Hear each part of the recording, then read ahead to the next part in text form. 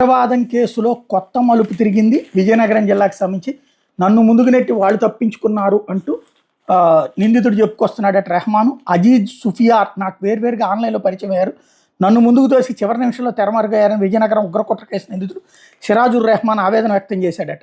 విజయనగరం పోలీసులు మే 16 అరెస్ట్ చేసిన రెహమాన్ ప్రస్తుతం విశాఖపట్నం కేంద్ర కారాగారం రిమాండ్ ఖైదీగా ఉన్నాడు.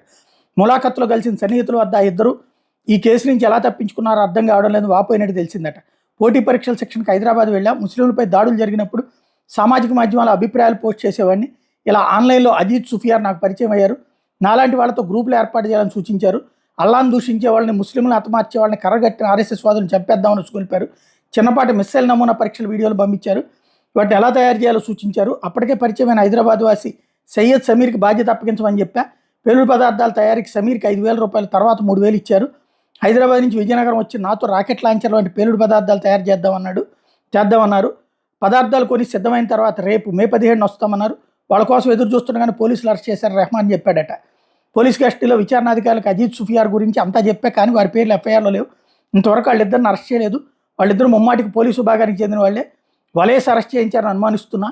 నాకు ఉగ్రవాద భావజాలను నూరిపోసింది వాళ్లే అంటూ రెహమాన్ వివరించినట్టు తెలిసింది.